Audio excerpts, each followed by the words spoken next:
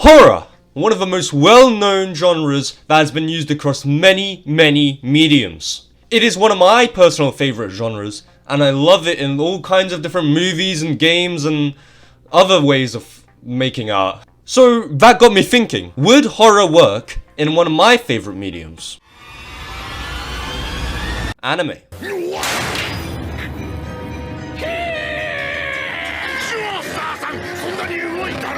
Well, I'll be really blunt with you, and you could probably assume from the title of this video, but no. I swear to God, horror does not work in anime. So, dear viewers, today I'll be trying to answer the question, why is horror anime so goddamn bad? Let's get right into the video.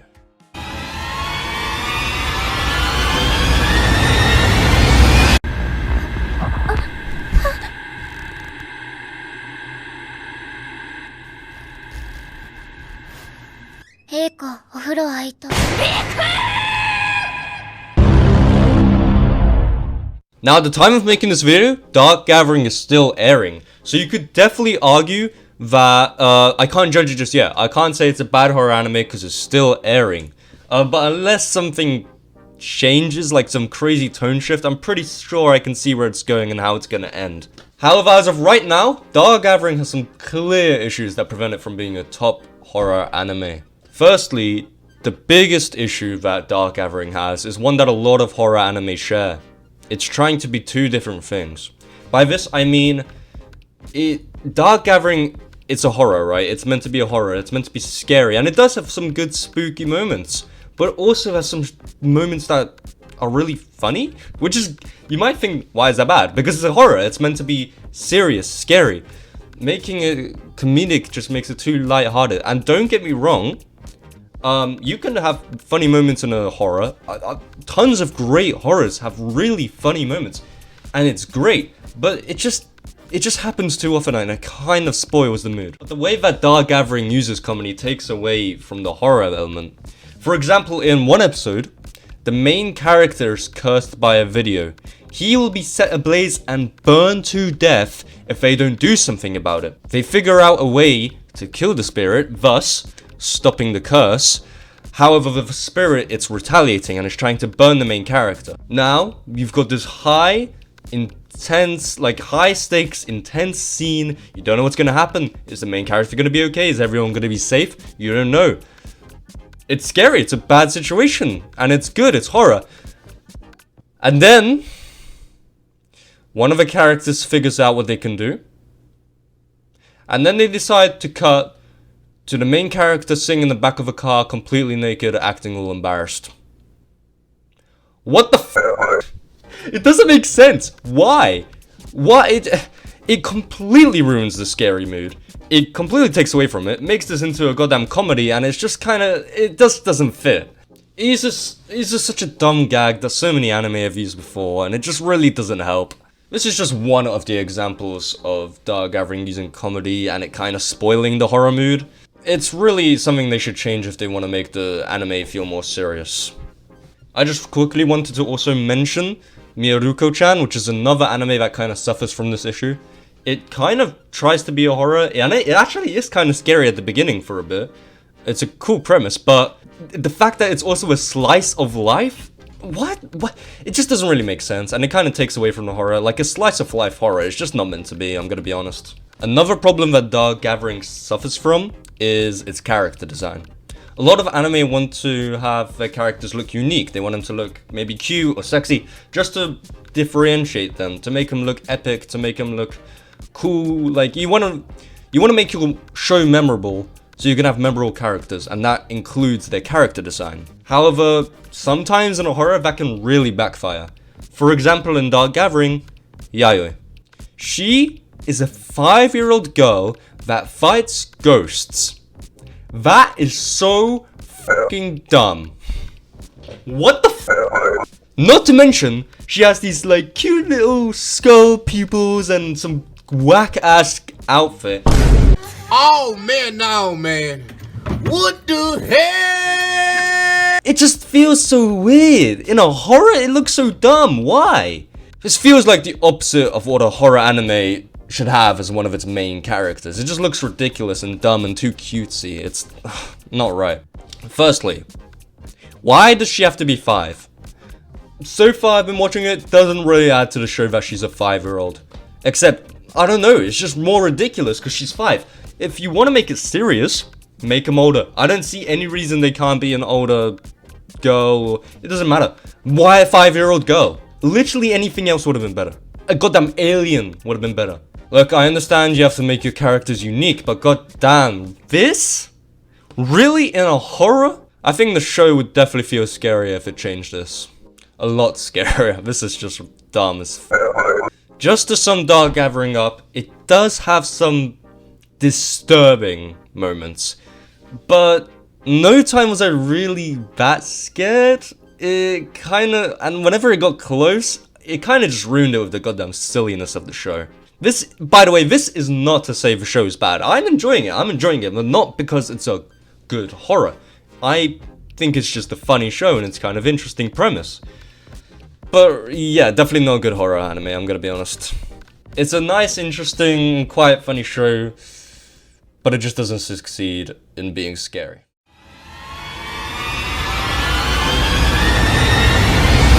The skies above us are riddled with the lifeless bodies of their victims who were hung by their necks. Hey, that one's... Oh, no. That one looks like me. That's my own head, and it's heading this way. There's a rope coming down towards me.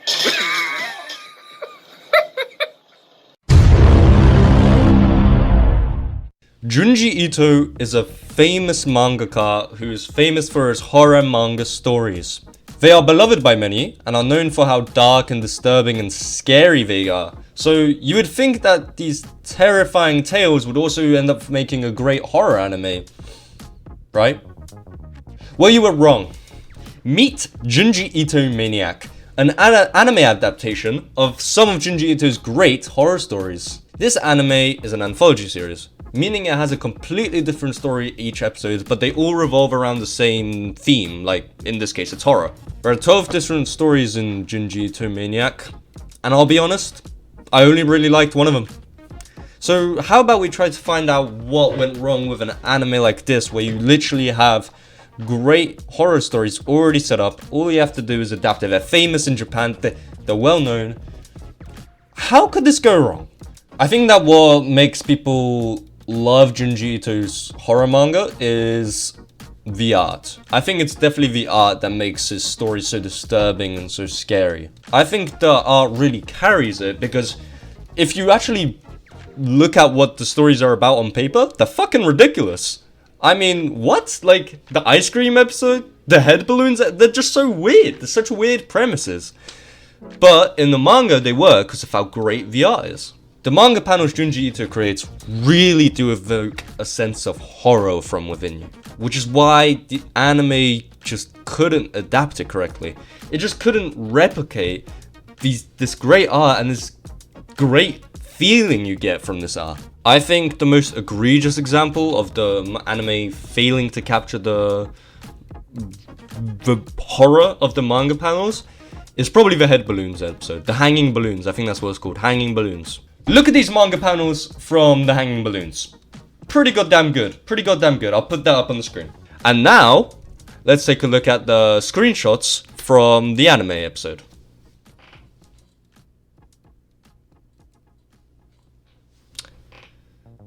Pretty fucking shit. No, I hate to hate on them so much, but it just doesn't look good. The CGI looks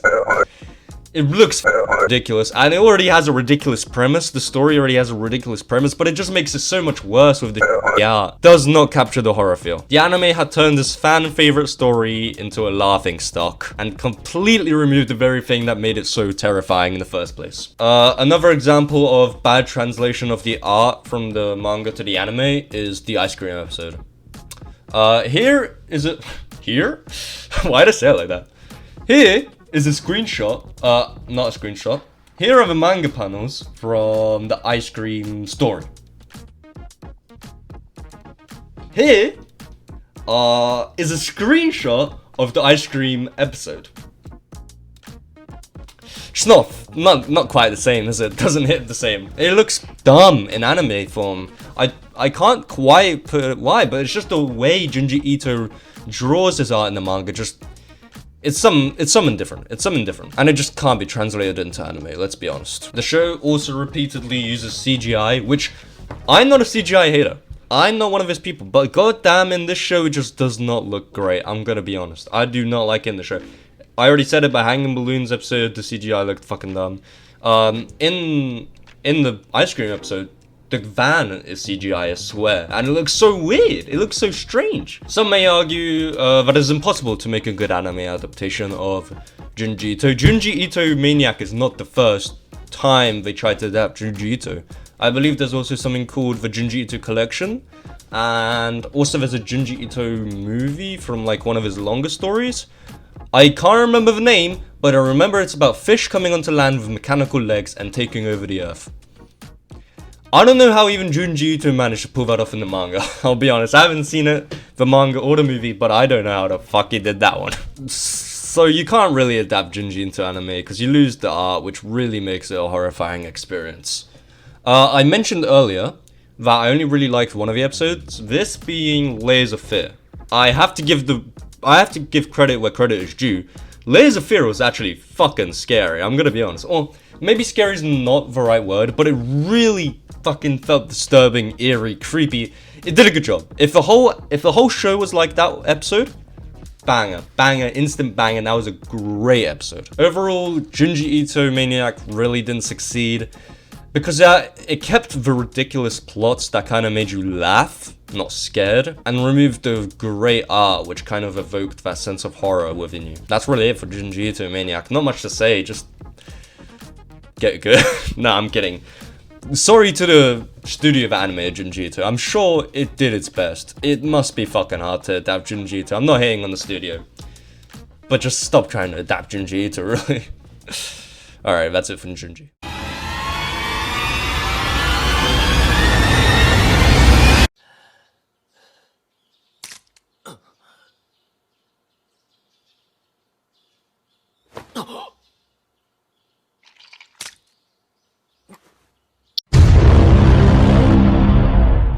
Devilman Crybaby, from my personal experience, is the closest an anime has gone to being a good horror anime. Despite this, it still doesn't quite feel like a great horror. A lot of people don't even consider this a horror, because they consider it more of an action than a horror, but I don't know, I think it's fair to call it a horror. But if you ask me, it does succeed often in creating horror. I think this is best shown in this scene. This scene is the club scene. If you've seen the anime, you know what I'm talking about. It's the one where the people get massacred and the main character becomes a Devilman. In this scene, everything feels tense before the mayhem goes down. I think they did a really good job at preparing the viewer for what crazy shit is about to happen. If you've seen the anime, again, you know what the fuck I'm talking about. Devilman Crybaby goes hard. It goes fucking hard. I'll talk about the scene. So, it kind of starts off, the main character and this side character, or important character called Rio, go into the club. Rio's going there to summon demons. Kind of insane, so, you know, maybe you already have some tension inside you, you know. But, you know, they go in, it's fucking crazy, lights are blaring, music so loud. You kind of get the perspective of the main character. He's fucking confused, he's scared, he doesn't know what's going on. This is a completely new experience for him. Then everyone's just naked.